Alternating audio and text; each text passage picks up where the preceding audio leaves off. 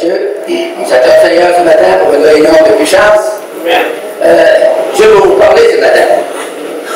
Si vous êtes sourd, vous ne comprendrez pas. Mais si vous êtes sourd, vous priez pour vous à l'Assemblée. Si vous n'êtes pas sourd, vous allez comprendre, vous allez entendre la voix du Seigneur ce matin. Amen. C'est mon privilège de vous présenter l'homme de Dieu que je connais depuis 34 ans.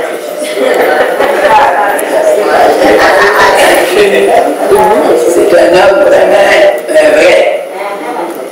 Sur Jonathan Bouchard, vous pouvez le tester même par son caractère. Il nous dit des choses vraies, parce que c'est un peu vrai.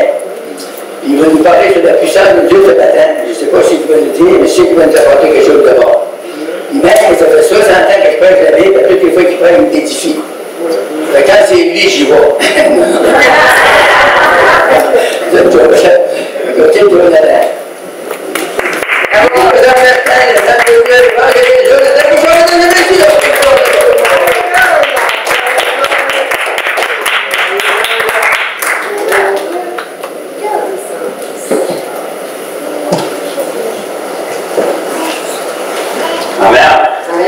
Des belles éloges.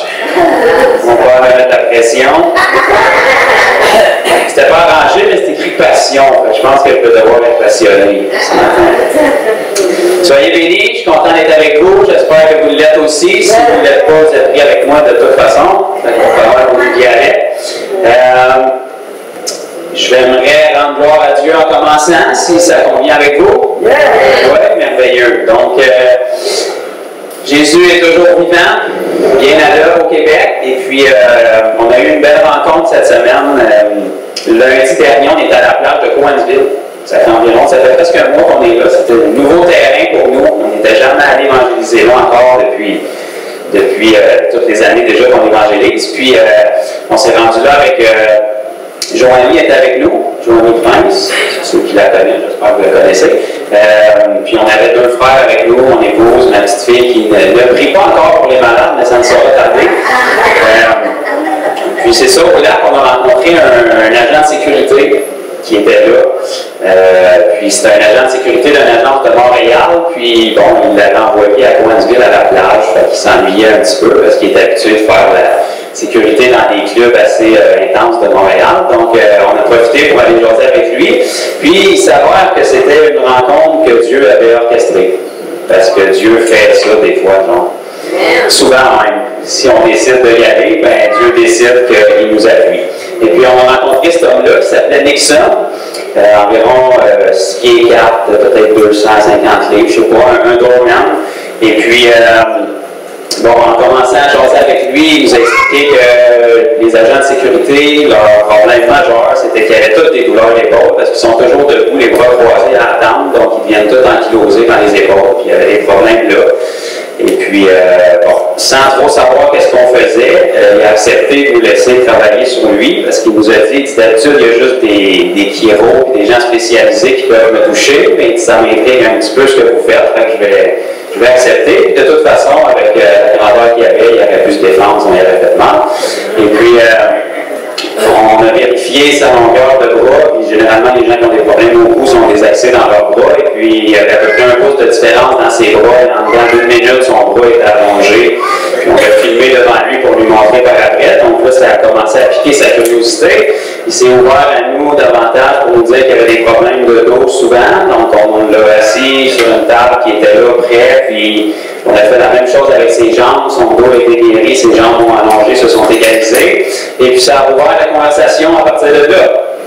Et puis, quand on lui a expliqué que c'était Dieu, là, ça a comme cliqué une petite cloche dans sa tête, puis il a commencé à nous partager sur lui, sa vie. Puis il dit je ne veux pas vous faire peur, mais il dit, savez-vous que c'est lui qui nous a dit ça. Il dit, savez-vous que si Dieu existe, Satan existe aussi. J'ai dit, tu ne me fais pas vraiment peur, puis je te crois totalement. Fait que, il a commencé à nous raconter des expériences personnelles qu'il avait vécues au niveau démoniaque et tout. J'ai dit, ben, je te crois. Parce qu'en fait, les démons, on les chasse, fait qu'on sait qu'ils existent dans le fond. Et puis là, il a commencé à nous partager son témoignage. C'est quelqu'un qui a été élevé dans une certaine dénomination chrétienne que je n'aimerais pas. Il était beaucoup impliqué dans l'Église. Il s'est impliqué au niveau du son, de la projection, puis ça sauve personne. Donc, il n'était pas sauvé pour autant, mais il s'impliquait beaucoup. Il passait de la souffleuse l'hiver avant que les gens arrivent. puis il est arrivé malheureusement, c'est souvent le cas, un petit pépin dans l'Église, et puis il a quitté l'Église pour ça. En fait, il s'est fait poliment demander de quitter l'Église. Puis Dieu ne nous déçoit pas, mais les hommes souvent vont nous décevoir. Surtout quand on ne va pas à l'Église pour Dieu, mais pour faire des BA, des bonnes actions, mais tôt ou tard, on va être déçu. Et puis, il a continué à vivre sa vie comme ça par la suite, mais là, il était marié avec une femme qui est chrétienne, qui va à l'église de Frère Alberto Carbone à Montréal, ceux qui le connaissent. Donc, puis là, récemment, il avait commencé à y aller, il était allé 2 fois. Et puis, il nous a dit, la première fois que je suis rentré là, il dit, Monsieur Alberto lisait un passage dans Parabole, il dit, ça m'a vraiment parlé, c'est la première fois que je le comprenais comme ça. Puis il dit, quand je suis retourné, il dit, je me suis surpris quand ils ont fait l'appel en avant, ils ne connaissaient pas trop ça, il dit, je me suis surpris que je m'étais levé et que je t'ai rendu en avant sans m'en rendre compte. Puis il dit, quand ils ont commencé à prier, je me suis mis à pleurer, il dit, je pleure pas d'habitude. Fait qu'il dit, je comprends pas trop. Mais il dit, après ça, ils m'ont fait passer dans un corridor, puis il a rencontré une madame qui a donné ses coordonnées pour faire un suivi pour les nouveaux convertis, pour savoir s'il était sérieux et pour lui donner des informations. Puis elle a donné un numéro, mais j'étais toujours déchiré entre la rappeler et pas la rappeler. Puis il y a une voix qui me disait rappelle-la pas, et une autre voix qui me disait rappelle-la. Il dit elle était vraiment sympathique, j'avais rien à y reprocher, mais finalement j'ai décidé de ne pas la rappeler. J'ai lui expliqué que c'est pour ça qu'on le rencontrait cette journée-là. Parce que j'ai dit, peu importe comment loin tu vas te sauver, Dieu va te poursuivre.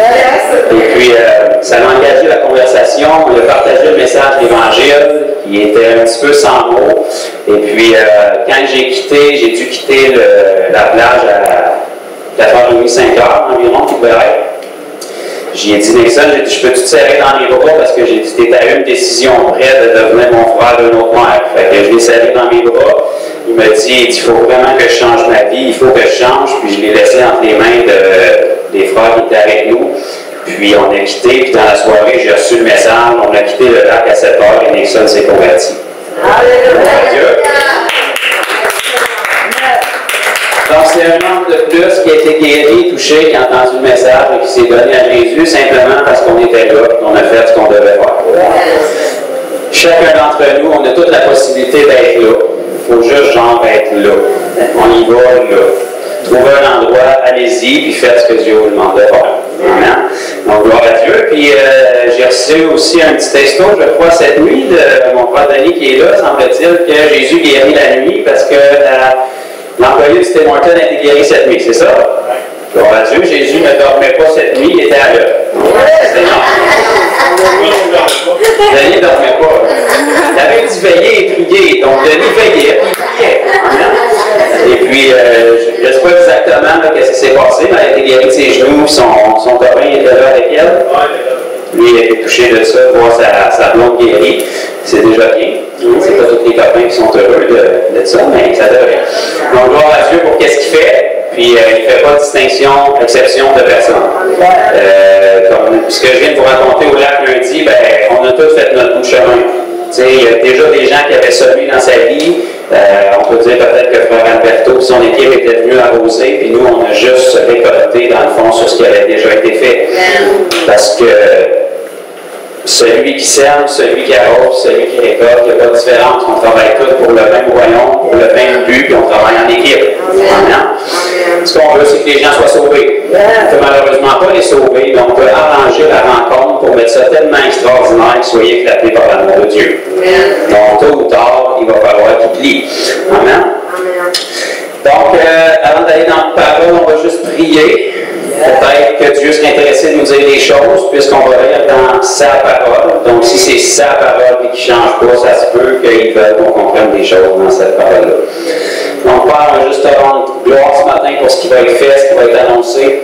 Je te prie de me diriger, de m'inspirer, Seigneur, par ton esprit, pour que les paroles que je vais annoncer ne soient pas reçues comme de la condamnation, Seigneur, du jugement, mais que ça puisse stimuler nos cœurs, que ça puisse nous pousser à s'approcher de toi, Seigneur, à désirer plus de toi, Seigneur, avoir un cœur de compassion pour les gens qui nous entourent, Père, puis à vivre à ton image de plus en plus, de jour en jour, Père.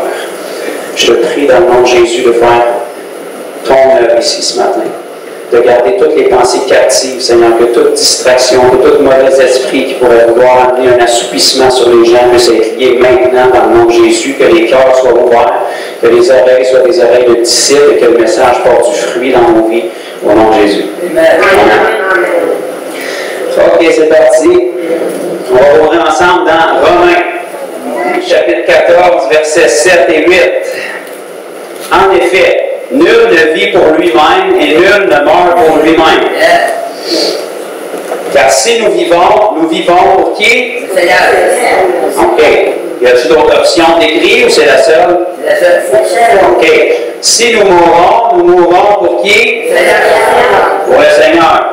Deux options. Soit donc que nous vivions, soit que nous mourions. Nous sommes à qui? Au Seigneur. Au Seigneur. Amen. 4 petites lignes, c'est pas trop long. On peut baser notre vie chrétienne là-dessus, puis si on croirait et on vivrait selon ce qui est écrit là, ben on bouleverserait la vie des gens autour de nous. Vrai ou faux? Si nous vivons, la Bible nous dit ici, nous vivons pour le Seigneur. Naturellement, ça s'adresse à un enfant de Dieu. Donc, un enfant de Dieu n'a pas d'option, il est sauvé pour le Seigneur. Le Seigneur n'est pas ici pour nous servir, comme la majorité de l'Église moderne le croit et le vivent, mais nous sommes ici pour servir avec le Seigneur. Dieu ne nous doit rien, nous lui devons tout. Mais quand on comprend ces choses-là, et qu'on vit pour lui, qu'on cherche premièrement le royaume de Dieu, qu'est-ce qui arrive? Tout le reste nous est donné. Donc le Seigneur n'est pas là pour nous servir, mais nous, si on le sert, il nous bénit, il nous appuie avec tout ce dont on a besoin. Si nous vivons, c'est pour le Seigneur. Si nous mourons, c'est pour le Seigneur. Ça ne veut pas dire grand-chose pour nous ici en Amérique, parce que la majorité d'entre nous, on n'est pas persécutés vraiment pour notre foi. Vous êtes devenus tranquilles, mais je crois que vous le savez qu'encore aujourd'hui, en 2019, il y a des frères et sœurs dans le monde qui sont persécutés. Pas juste verbalement, avec la peine dans leur cœur, physiquement, puis au cours de leur vie. Okay? Tôt ou tard, ça va arriver ici aussi. Mais pour l'instant, par la grâce de Dieu, on a peu ça. On ne l'a pas ou c'est très peu. Mais ça va venir. OK? Et ces gens-là, ils meurent pour le Seigneur. Tous les apôtres, d'ailleurs, sont morts pour le Seigneur. Probablement que la majorité des disciples qui ont suivi aussi se sont fait persécuter. Certains d'entre eux, malheureusement ou heureusement, sont morts pour le Seigneur. Mais nous, ici, ce qui nous concerne plus en Amérique pour l'instant, comme on ne meurt pas pour le Seigneur, la majorité d'entre nous, c'est de vivre pour le Seigneur. Je pense que la majorité des... Ben, en tout cas, moi, personnellement, il y a un temps dans ma vie où j'examinais mon cœur vraiment devant Dieu, puis je disais, Dieu, si j'avais à faire face à la situation, est-ce que vraiment je serais prête à mourir pour toi? Est-ce que vraiment, parce que mourir d'un coup, c'est pas si pire, mais si tu es torturé pour le Seigneur, parce que la majorité des apôtres, je ne sais pas si vous avez déjà étudié leur histoire, mais ça a été plutôt moyen comme fin, qu'est-ce qu'ils ont eu. Okay. Mais pourtant, ils considéraient ça comme une grande joie. Okay. On en a certains qui sont écrits dans la parole, entre autres Étienne, qui sont morts dans la joie parce qu'ils le faisaient pour le Seigneur, en donnant un témoignage au Seigneur. Okay. Donc ça, tu n'arrives pas à faire ça quand tu as juste une confession de foi. Il faut que tu sois vendu et que tu sois vraiment né nouveau, vraiment passionné, vraiment amoureux pour Dieu. Okay. Donc là, on vient de retrancher la quasi-totalité de l'Église moderne en Amérique. Donc, si on est vraiment pour le Seigneur, ce serait normal qu'on examine nos cœurs tôt ou tard et qu'on se dise, Dieu, je suis vraiment prêt à mourir pour le nom de Jésus. Parce que si la priorité et notre raison de vivre, c'est cette disposition-là qu'on va avoir dans notre cœur. Si on faisait face à la situation, est-ce qu'on serait prêt à le faire? Parce qu'on sait tous que Jésus a dit, celui qui me reniera devant les hommes, je le renierai dans mon Père. Celui qui me confessera devant les hommes, il sera approuvé par mon Père. Amen. Et pendant que j'étais en train d'examiner mon cœur et de dire, Dieu, vraiment, il faut que je sois prêt, puis je vais être prêt, puis si je faisais face à la situation, je ne te renierai pas, puis je vais mourir pour la cause. Dieu m'a dit, est-ce que tu serais prêt à vivre pour moi? Parce que souvent, on se dit, est-ce qu'on est prêt à mourir pour le Seigneur? Mais, puis souvent, la majorité des chrétiens vont dire, ben oui, probablement que je serais prêt. Mais qu'est-ce qui arrive si Dieu nous demande de vivre pour lui? On serait prêt à mourir pour le Seigneur, mais vivre, c'est au quotidien. Mourir, c'est un coup, c'est fini. Vous venez de passer l'autre bord. Mais vivre, c'est au quotidien. Ça veut dire que chaque jour, on doit vivre pour le Seigneur. Je suis en train de prier, je dis, Dieu, je serais prêt à mourir pour toi. Dieu me dit, je ne te demande pas de mourir aujourd'hui, je te demande de prier pour cette personne-là. Peut-être pas ça. Tu serais prêt à mourir pour le Seigneur, mais tu n'es pas prêt à étirer ta main pour prier pour la personne que tu viens de rencontrer. Il y a quelque chose qui cloche. Dieu, je serais prêt à mourir pour toi. Je ne te demande pas de mourir aujourd'hui, fais juste témoigner à cette personne-là. Tu serais prêt à mourir pour moi, mais tu n'es pas prêt à ouvrir ta bouche pour témoigner à cette personne-là. Ça démontre un petit peu où est-ce qu'on est rendu si on ferait face à la mort. Ça se peut-tu? Ça va devenir plus joyeux, là. Je ne veux pas vous attrister, là, tout le monde est pas. Mais c'est la parole. Si nous vivons, c'est pour le Seigneur. Si nous mourons, c'est pour le Seigneur. Mourir pour le Seigneur, on dit qu'on serait prêt parce que le scénario est simple dans nos têtes. En fait, j'espère qu'on est prêt. Parce que la première chose qu'il nous a demandé de lui donner pour qu'il puisse nous sauver, c'est notre vie, dans le fond. Fait que si on l'a donné, ça ne nous appartient plus. Amen. Mais vivre pour le Seigneur, ça, c'est à chaque jour de votre vie. Donc, plus vous vivez longtemps, plus le contrat est gros. Amen. On va tourner dans Matthieu, aller lire une parabole qui est bien connue. Matthieu 25, on va commencer à lire à partir du verset 14. Parabole des talents, probablement en mobile.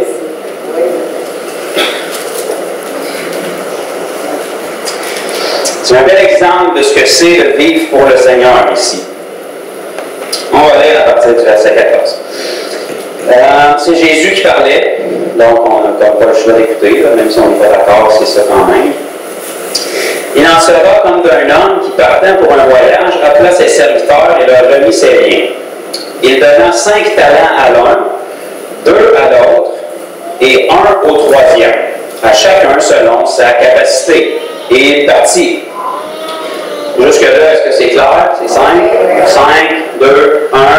Il donna à chacun selon sa capacité. Okay? Celui qui donne les talents en passant ici, c'est pas d'être bon au hockey ou au baseball, ou on parle de mesure d'argent. Okay? Vous pouvez mettre $, si vous voulez mieux comprendre. Aussitôt, celui qui avait reçu les 5 talents s'en alla, les fit valoir, et il en gagna 5 autres. OK, le premier mot de ce verset-là, c'est quoi? Aussitôt. Aussitôt. Ça veut dire quoi, aussitôt? Quand c'est tôt, c'est aussi que tu le fais. Aussitôt, là. OK, le plus tôt possible. Verset 17. De même, celui qui avait reçu les 2 talents en gagna 2 autres. Celui qui n'en avait reçu qu'un alla faire un creux dans la terre et cacha l'argent de son maître. Longtemps après, le maître de ses serviteurs revint et leur fit rendre compte. Celui qui avait reçu 5 talents s'approcha en apportant 5 autres talents. Donc, on est rendu à 10 talents. Vous êtes fort en maths, gloire à Dieu.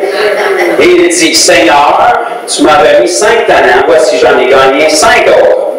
Son maître lui dit, c'est bien, bon et fidèle serviteur.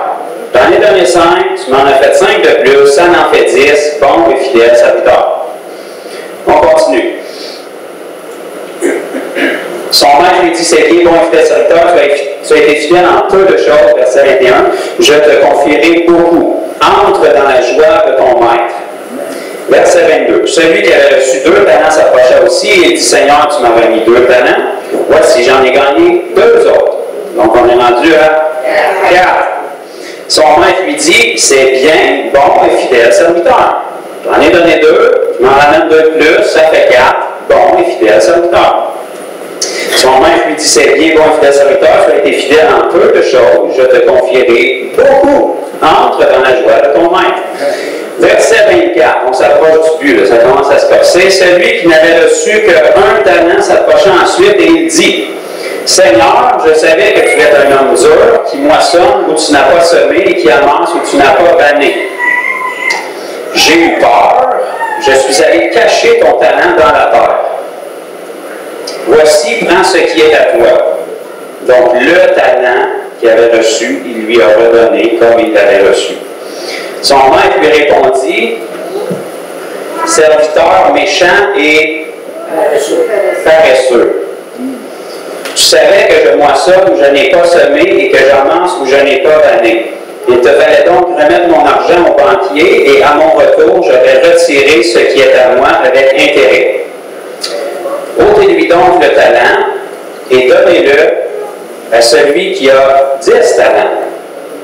Car on donnera à celui qui a, et il sera dans l'abondance. Mais à celui qui n'a pas, on ôtera même ce qu'il a. Et le serviteur inutile, Parabole, c'est pas ces mots, hein? Le serviteur inutile, ici, ça fait référence à ce qu'on vient de lire au verset 26, là. Méchant et paresseux. Donc, le serviteur méchant et paresseux, il est inutile selon Dieu. Jetez-le dans les ténèbres du dehors, où il y aura des pleurs et des grincements de dents. Ça, c'est dans nos Bibles.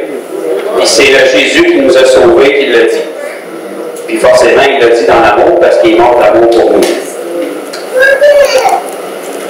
Alors donc, qu'est-ce qu'on fait avec ça? Pour les deux premiers serviteurs dans la parabole, ça va relativement bien. En fait, ça va très bien.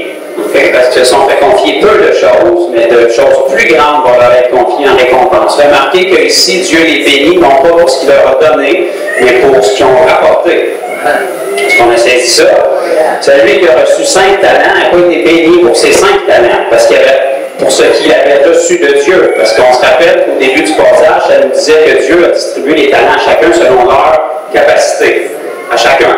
Ils peuvent avoir des capacités différentes, mais Dieu connaît les capacités de chacun. Il leur a donné des talents à chacun selon leur capacité. Et puisque Dieu est juste, on n'a pas de mot à dire. On sait qu'est-ce qu'il fait. Il a donné à chacun selon leur capacité.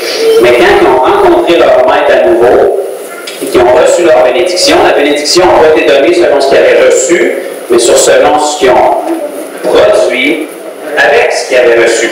Donc, ils n'ont pas été bénis sur le 5 talents que le premier avait reçu, il a été béni sur les 10 qu'il a rapportés. Puis, il n'a pas été béni seulement des 10, il a été béni en surabondance pour les 10. Parce que le maître lui a dit, tu as été fidèle en peu de choses. 10 talents, c'est peu de choses, même si tu les as fait multiplier.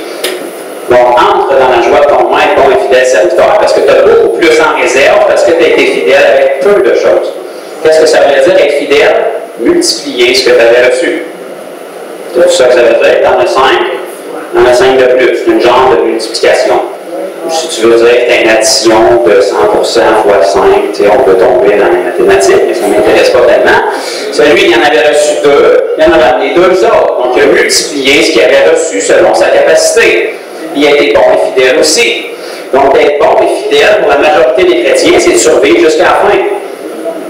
Mais pour Dieu, c'est pas ça de la fidélité. C'est pas ça d'être un bon serviteur. Selon ce qu'on peut lire ici, pour Dieu, d'être un bon serviteur, c'est de multiplier ce qu'il t'a donné au départ. J'attendais un amen, on va leur dire. Pour Dieu, d'être un bon et fidèle serviteur, c'est pas de survivre jusqu'à la fin sans renier le Christ, c'est de multiplier ce qu'il t'a donné au départ. Qu'est-ce qu'il nous a donné au départ? Ben, c'est le salut. La première des choses, c'est le salut. Parce qu'il n'y a aucun don qui peut se manifester sans ça, il n'y a aucun fruit qui peut être porté sans ça, donc ça prend le salut. Le salut, c'est quoi? C'est son esprit. Ce qui fait qu'on est sauvé, c'est pas qu'on s'habille bien, c'est pas qu'on vient à l'église, c'est pas qu'on lit la Bible, c'est pas qu'on croit que Jésus existe, c'est qu'on est sauvé. Le miracle de la nouvelle naissance. Être sauvé, ça veut dire qu'il a reçu l'Esprit de Dieu. L'Esprit de Dieu, c'est comme Dieu. Tu l'as reçu. Il vit en toi.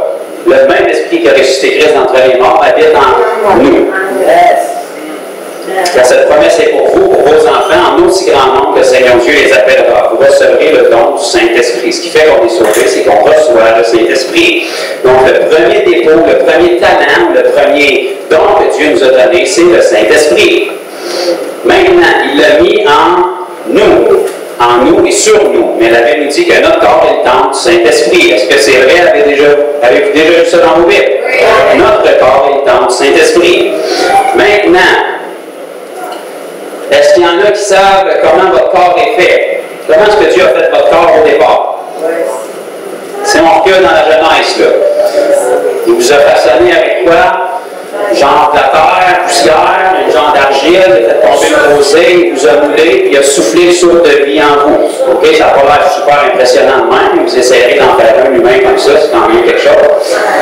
Donc, il vous a façonné, il a soufflé dedans, pouf, c'est devenu en vie. Je sais que ça a l'air impossible, mais c'est parce que Dieu fait ça, des choses impossibles. C'est sa nature.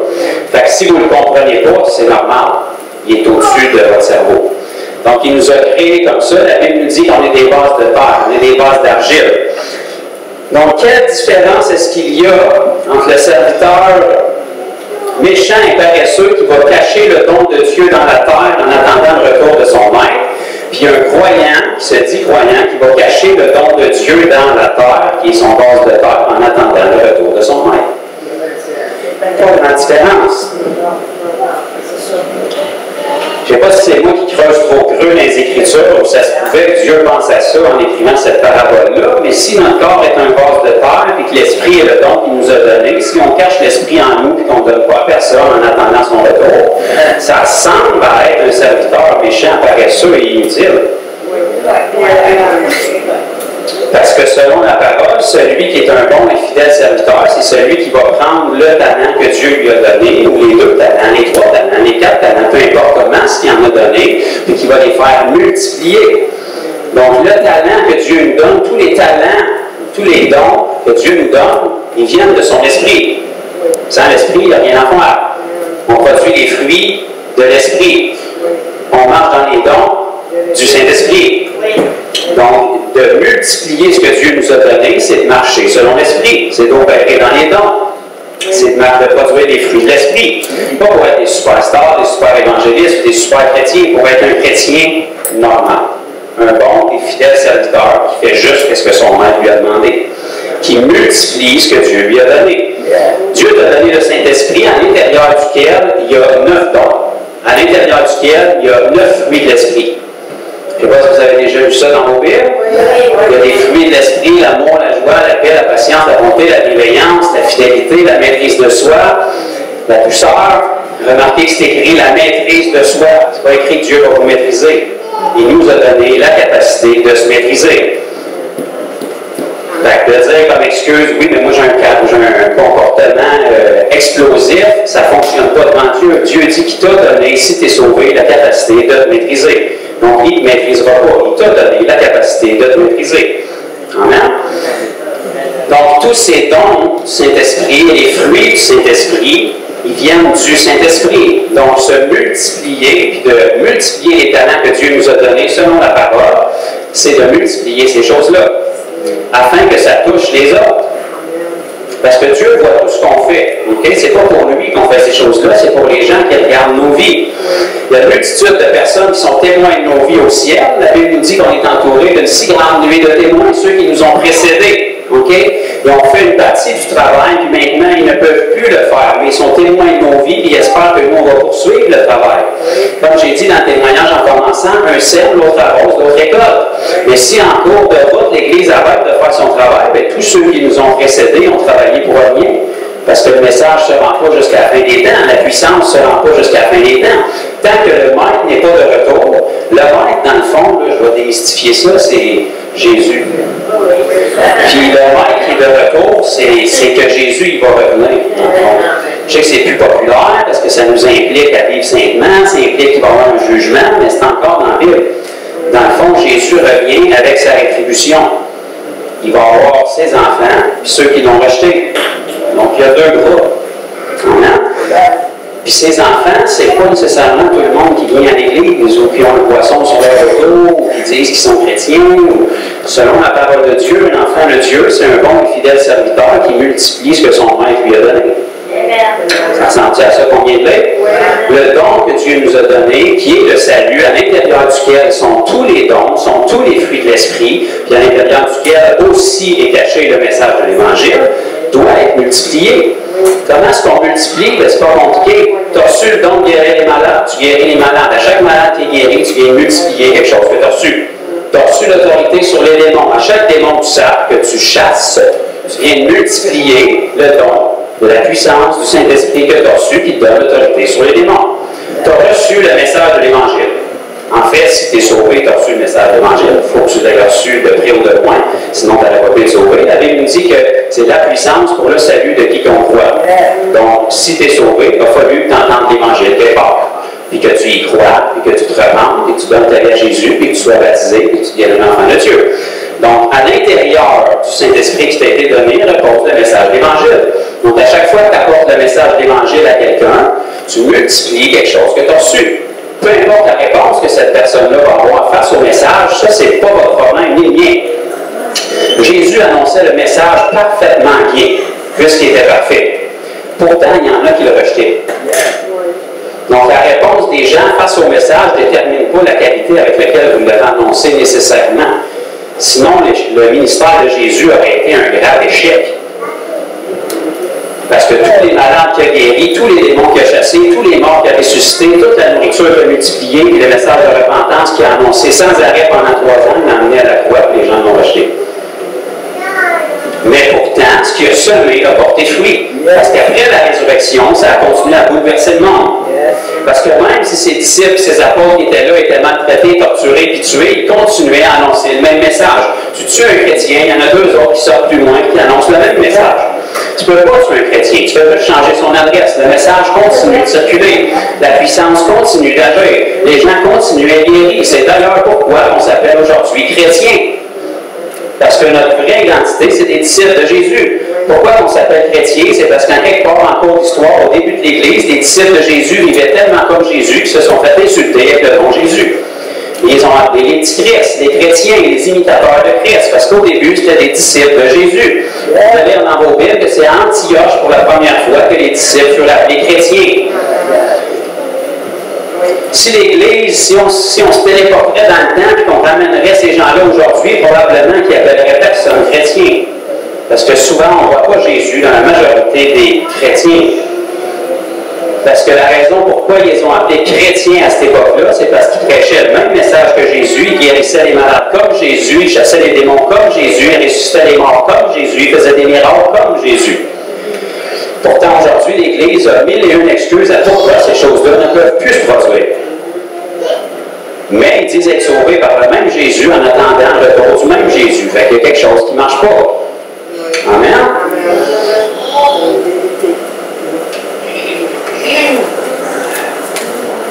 Donc, si on transporte les dons et les talents de Dieu dans un vase de terre qui est notre corps, il faut qu'on le multiplie et qu'on le donne à d'autres gens. Dieu s'attend à ça de nous. Ce n'est pas un message de condamnation ce matin, c'est un message pour nous réveiller. Ça devrait être un message pour nous réveiller, parce que Dieu s'attend à ce que quand on va faire face à lui, quand le maître va revenir, on soit capable de lui dire « J'ai multiplié ce que tu m'as donné ». Ce n'est pas une question de combien d'âmes dans mon Seigneur, c'est une question de combien de personnes est-ce que tu as partagé le message. La réponse des personnes qui l'ont reçu, ça ne dépend pas de vous, comme j'ai dit. Ça ne dépend même pas de Dieu à la limite. Dieu met la conviction sur les cœurs, mais si les cœurs ne veulent pas se convertir, c'est ni de votre faute, ni de celle de Dieu. Dieu ne forcera pas personne. Notre travail, c'est de prier pour les malades. On s'attend qu'on va prier, on va dire, Dieu, donne-moi des opportunités. Donne-moi des opportunités, rouvre-moi des portes, Dieu. Le lendemain, on croise un malade, on ne fait rien. Et là, Dieu, il dit, ben, tu m'as prié pour des opportunités hier. Et là, ton opportunité, t'attends quoi? On dirait qu'on pense que Dieu va nous saisir soudainement, qu'il va lancer notre main sur le malade, qu'il ne va pas céder nos paroles. Puis, ben, dans le fond, pourquoi tu es là? Il pourrait le faire tout seul s'il fait tout. Dieu nous dit, vous imposerez les mains aux malades. Vous, dans le fond, c'est vous. Puis moi. Les mains, c'est quelque chose qui vous a mis au bout des bras. Fait, vous imposez vos mains sur le malade, lui il guérit, lui il s'occupe du reste. Ben, si c'est nous qui guérissons, ça serait lourd. Vous chasserez les démons. Fait vous, c'est vous chassez les démons. Fait quand vous trouvez un démon, vous le chassez, lui il fait qu'il lit. Si vous essayez par vous-même, ça risque d'être lourd. S'il y en a qui ont essayé dans la parole, ça s'est assez mal terminé pour eux autres. Ils sont partis à la course maltraités et nus. Parce que les démons n'ont pas vraiment peur du nom de Joe ou du vol. Mais ils ont une peur terrible du nom de Jésus. Dans la bouche de quelqu'un qui croit que Jésus est en lui. Dans la bouche de quelqu'un qui sait que le Jésus qui est en lui, Satan, qui chasse les démons. Les démons savent bien plus que la majorité des chrétiens l'autorité que les chrétiens ont. La dernière chose qu'ils veulent, c'est que le chrétien réalise l'autorité qu'il a, par exemple. Ils sont souvent plus croyants que la majorité des chrétiens, malheureusement. Leur foi est juste mal utilisée et mal orientée, mais souvent ils sont plus fidèles à l'Église que la majorité des chrétiens. Ils connaissent plus la parole que la majorité des chrétiens. Satan a essayé d'attaquer Jésus avec la parole. Okay? Donc, il n'y a rien de spirituel nécessairement dans la parole, d'en venir à l'Église ou d'en faire des choses chrétiennes. Il faut y croire. C'est quand on y croit que la puissance se manifeste. La puissance de Dieu, peu importe dans quel domaine, va se manifester à la mesure où vous y croyez. Puis la mesure où on y croit est généralement démontrée par la mesure où on y obéit. Je vais leur dire plus lentement. J'ai dit la mesure où on croit à quelque chose dans la parole va être généralement démontrée par la mesure où on y obéit. Donc, si on croit que tous sont appelés, puis que la volonté de Dieu, c'est que tous viennent à la repentance, forcément, on va ouvrir notre bouche à un moment donné pour annoncer le message. Si on n'ouvre pas notre bouche, ça veut dire qu'on n'y croit pas. Parce que si on y croyait, on le ferait, puisqu'on saisit que c'est ce que Dieu nous demande de faire. Si on croit que Jésus a été meurtri pour les maladies de toute l'humanité, la première chose qui va démontrer qu'on y croit, c'est qu'on va le faire. On va donner l'opportunité à Dieu de guérir un malade. On va trouver un malade, on va mettre nos mains dessus, puis on va laisser Dieu faire son travail. Si on croit que tout genou va fléchir, incluant les démons devant le nom de Jésus, bien, on va trouver les démons et on va les chasser. Ça, c'est pas trop compliqué à trouver généralement. Sortez en public et commencez à parler de Jésus, vous risquez de trouver les démons assez vite. Puis je peux même vous donner un indice de plus. Si vous guérissez les malades, vous risquez de tomber sur des démons assez vite parce qu'il y a beaucoup de maladies qui sont causées par les démons. Vous avez déjà remarqué dans la parole que quand Jésus a envoyé les disciples pour guérir les malades, ils sont revenus en disant les démons nous sont soumis. Ça veut dire qu'en cours de route, en allant guérir les malades, ils ont fait ça dans des démons. Parce que quand tu t'en vas guérir les malades, tu détruis le royaume des ténèbres, puis ça se trouve être leur royaume. Ça se peut qu'ils ne soient pas de bonne humeur. Ça se peut qu'ils soient poussés à se manifester. Puis quand ils sont manifestés, ils sont dévoilés. Puis l'arme la meilleure de l'ennemi, c'est de rester caché. Que les gens ne croient pas qu'ils existent, que les gens essaient de les endormir avec des pilules. Mais quand ils sont manifestés, là, ils sont dévoilés. Puis quand ils sont dévoilés, ce n'est pas leurs avantages. Je ne connais pas grand monde qui voit un démon se manifester et qui se disent on prend peut-être 2-3 points, moi ça va pas pire. Non, parce que quand ils voient un démon se manifester dans une personne, ils voient la vraie nature de Satan, ils voient qu'il est réel, puis ils voient comment est-ce qu'il les détruit, puis qu'il détruit les personnes par en arrière en restant cachés. Sous prétexte que c'est de la dépression, de la bipolarité, puis toutes sortes d'autres problèmes qu'on essaie de soigner avec des pilules, mais vous n'assommeriez pas un démon avec des pilules. Vous ne découvrirez pas la manifestation d'un démon dans la chair avec un couteau non plus. Hein? Donc, si on commence à faire ce que Dieu nous demande de faire, mais on va commencer à multiplier comme la parole nous parle. Puis je crois que le désir de chaque enfant de Dieu, en fait du moins je l'espère, c'est que quand on va faire face à Jésus, il puisse nous dire « bon et fidèle serviteur ». Parce que la seule autre option à part bon et fidèle serviteur, c'est serviteur méchant et paresseux et inutile. Donc c'est quand même deux extrêmes. Là. Il n'y a pas de purgatoire entre les deux. En tout cas, je ne l'ai pas trouvé dans ma Bible encore. Il n'y a pas de, ben, tu sais, j'apprécie ton effort. C'est comme à l'école, belle amélioration. Tu ne passes pas ton examen, mais au lieu d'avoir 30%, tu as 40%, mais tu ne passes pas quand même. Tu passes ou tu ne passes pas. Avec Jésus, tu multiplies ce qu'il t'a donné. Ce n'est pas une question d'œuvre. Okay? Je pense qu'on sait tous que le salut n'est pas par les œuvres. Okay? Éphésiens 2:8, c'est par la grâce que vous êtes sauvés et par le moyen de la foi. Cela ne vient pas de vous, c'est un don de Dieu. Le gros problème de l'Église aujourd'hui, c'est qu'on n'a pas saisi du tout ce que c'est de la foi. Parce que la foi dans la parole, c'est des actions. Tu n'es pas sauvé par tes œuvres. Mais si ta foi est sincère, c'est tes actions qui prouvent que ta foi est sincère. Abraham est le père de la foi. Vous avez vu ça dans vos Bibles? Donc, pourquoi est-ce qu'il a été déclaré le père de la foi? C'est parce qu'il a fait. Dieu lui a demandé de sacrifier Isaac, il est parti. Il est allé pour le sacrifier. Ce qui prouvait qu'il y avait la foi, c'est qu'est-ce qu'il a fait. Donc, ce qui prouve aujourd'hui qu'on a la foi, c'est qu'est-ce qu'on fait. On ne fait pas des œuvres pour attirer le salut de Dieu, mais parce qu'on est sauvé, on se doit de produire des œuvres. La Bible nous dit que votre lumière brille ainsi devant tous les hommes. Tous les hommes, dans le fond, ça nous laisse quand même une fenêtre assez large. Ça inclut même les femmes. Fait qu'on est dans une planète qui est surpeuplée en ce moment. Tous les hommes sont des victimes de votre lumière. Votre lumière brille ainsi devant tous les hommes afin qu'ils voient vos bonnes œuvres. Okay? L'idée que la foi c'est personnel à nous, qu'il faut rester caché, là, ça vient directement du puits de l'enfer. Okay? La foi est supposée d'être visible à tous parce que si elle est bonne pour toi, si tu la gardes pour toi, c'est égoïste, puis ça prouve que tu ne crois pas qu'elle peut être bonne pour quelqu'un d'autre. Donc, si elle est bonne pour toi, tu crois vraiment qu'elle est bonne pour toi, elle peut bénéficier à quelqu'un d'autre. Donc, notre lumière brille ainsi devant tous les hommes afin qu'ils voient vos bonnes œuvres. Tu sais, la Bible est tellement claire. Dieu ne veut pas qu'on se questionne. C'est quoi ça veut dire que notre lumière brille devant tous les hommes? Ben non, il te le dit. Afin qu'ils voient tes bonnes œuvres.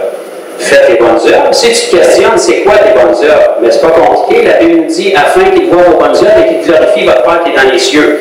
Si pour nous, des bonnes œuvres, c'est juste des bonnes œuvres humaines, ben ça contredit le verset. Parce qu'il y a plein d'inconvertis qui font des bonnes œuvres humaines. Donc, il n'y a rien de mal à nourrir les pauvres, à nourrir ceux qui ont faim et donner des vêtements à ceux qui n'en ont pas, mais ça reste du humain. On n'a pas besoin de Dieu pour faire ça. Pour que les gens glorifient notre Père qui est dans les cieux en voyant nos bonnes œuvres, il faut qu'ils voient la puissance de Dieu agir dedans. Donc, pour guérir un malade, les gens savent que tu ne peux pas faire ça par tes propres forces. Pour chasser un démon, les gens savent que tu ne peux pas faire ça par tes propres forces. Pour annoncer un message qui est le message de l'Évangile, qui est une folie pour ceux qui se perdent, mais que les gens voient que ça a un effet sur les pires personnes, que leur vie est transformée, que leur cœur est attendri, qu'ils sont transformés, il faut qu'ils donnent gloire à Dieu parce que tu ne peux pas faire ça par tes propres forces. Donc, nos bonnes œuvres doivent être empreintes de la puissance de Dieu. Oui, on s'occupe des pauvres, oui, on a de la charité, oui, on fait des choses naturelles, oui, on sert dans le naturel, mais il doit y avoir la puissance de Dieu qui se manifeste dans nos vies, sinon la vie chrétienne peut être vécue sans la puissance de Dieu. Parce qu'aujourd'hui, pour la majorité de la chrétienté moderne, ils n'ont pas vraiment besoin de Jésus pour vivre leur vie chrétienne.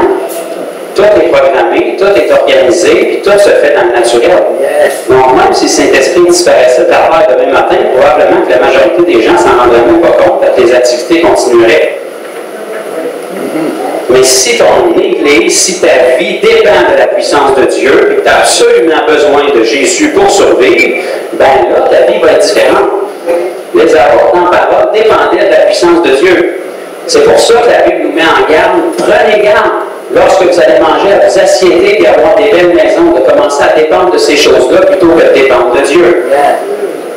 Parce que quand tu manges à t'assiéter et que tu as une belle maison, tu dis merci Jésus de m'avoir béni, souvent tu t'assis dans ta belle maison et tu remercies Jésus de t'avoir béni, puis les gens périssent à l'extérieur. Mais quand tu n'as rien de ça, et tu ne sais pas où tu vas te mettre la tête le soir, tu ne sais pas quand est-ce qu'il va être ton prochain repas, et tu dois dépendre de Jésus pour la cause, ben, tu essaies que ta vie ici compte pour quelque chose. Tu essaies de toucher plus de monde en cours de route, puis le monde qui va être touché, ben, ils vont pouvoir tes besoins. Jésus ne savait jamais où est-ce qu'il allait mettre sa tête le soir. Il ne savait jamais il y avait quand son prochain repas. Il y avait 12 hommes avec lui, il ne savait pas non plus. Pourtant, la Bible ne nous dit pas nulle part qu'ils sont morts de faim. Jésus pourvoyait à leurs besoins, parce que Dieu pourvoyait aux besoins de Jésus, puis il en donnait pour ceux qui cherchaient le royaume premièrement. Amen. Donc maintenant, parce qu'on est béni, c'est vrai qu'on est béni, c'est vrai qu'on est en abondance, c'est vrai qu'il y a peu de persécutions. Il y a tellement peu de persécutions que les petites persécutions verbales qu'on peut avoir, ça fait tomber les chrétiens dans l'abattement. Si tu tombes dans l'abattement en recevant une insulte, qu'est-ce que ça va être? Mais que tu aies un coup de 2 par 4 en l'air de la tête. Ça va remettre les idées en place, là. Parce que ça se passe aujourd'hui dans le monde. Ça se passait à l'époque de la Parabole. La vie est réelle, l'ennemi est réel, l'Évangile crée des conflits. Jésus dit, je ne suis pas venu pour amener la paix. Pourtant, c'est le prince de paix. Le problème, ce n'est pas Jésus, c'est parce que ceux qui entendent le message ne veulent pas la paix. Si tu n'acceptes pas le message de l'Évangile, automatiquement, tu ne peux pas rester neutre. Il faut que tu sois contre. Il faut que tu persécutes celui qui l'annonce. Tu ne peux pas rester neutre face au message, parce qu'avec Dieu, tu te convertis, tu es sauvé, ou tu ne te convertis pas, tu es perdu. Donc la personne qui n'accepte pas le message, il n'est pas vraiment intéressé d'être dans la classe des perdus. Il faut qu'il persécute celui qui annonce le message. Il faut qu'il se tienne compte. Il faut que l'ennemi, qui est Satan, le diable, travaille, parce que plus l'Église va se lever, plus lui doit rééquilibrer les forces et travailler contre l'Église. Puis dans un milieu comme nous en Amérique, où il y a peu de persécution, il n'y a pas vraiment un gros travail à faire, l'ennemi. Parce que quand il y a peu de persécution, les gens s'assoupissent et ils ne produisent rien. Donc il n'y a pas besoin d'essayer de les arrêter, il n'y a pas besoin d'essayer de fermer leur bouche, ils ne font rien d'eux autres mêmes. Jacques nous dit que si tu reçois la parole, tu t'assis dessus, tu te séduis toi-même. Donc Satan n'a même pas besoin de venir essayer de persécuter l'Église, elle séduit elle-même. Elle est assise sur ce qu'elle pense être la bénédiction, elle a caché son talent dans la terre, puis elle attend le retour du Seigneur et du Maître, elle a donné précieusement le beau talent qu'elle a reçu. Pour finalement faire face au Maître, et que le Maître dise, pourquoi tu me redonnes ce que je t'ai donné, tu es supposé d'avoir multiplié ce que je t'ai donné. Parce que la multiplication de ce que je t'ai donné, c'est ça, être un bon et fidèle serviteur, qui entre dans la joie de son Maître. Si tu me redonnes ce que je t'ai donné parce que tu t'es assis dessus depuis que tu as été sauvé, c'est pas un bon et fidèle serviteur, ça. Malheureusement, aussi dur ça peut être d'entendre, la Bible qualifie ça d'un serviteur méchant, paresseux et infidèle. La fidélité, c'est de multiplier ce que Dieu nous a donné. Amen. Puis ça s'adresse à tout le monde. Souvent, on pense que c'était le mandat des apôtres qui ont décollé, et après ça, ça a été les disciples qui ont suivi, mais si l'Évangile s'est rendu jusqu'à nous, c'est parce qu'il y a plus que les apôtres qui ont fait le travail. Parce que les apôtres sont tous décédés aujourd'hui, autant que je sache. Donc forcément, il y a des disciples qui ont continué le travail. Ils ont continué à multiplier ce que Dieu leur avait donné. On va regarder plusieurs exemples de ça. Ça, c'est simplement ceux que j'ai trouvés et qu'on va peut-être avoir le temps de voir. On va tourner rapidement dans Luc, chapitre 9. On va commencer au verset 46 pour être un petit peu plus dans le contexte. Luc 9, 46. Or, une pensée leur vint à l'esprit, savoir lequel d'entre eux était le plus grand. Jésus, voyant leurs pensées, les pensées de leur cœur, prit un petit enfant, le plaça près de lui et leur dit, quiconque reçoit en mon nom ce petit enfant me reçoit moi-même, et quiconque me reçoit, reçoit celui qui m'a envoyé. Celui qui est le plus petit parmi vous tous, c'est celui-là qui est grand.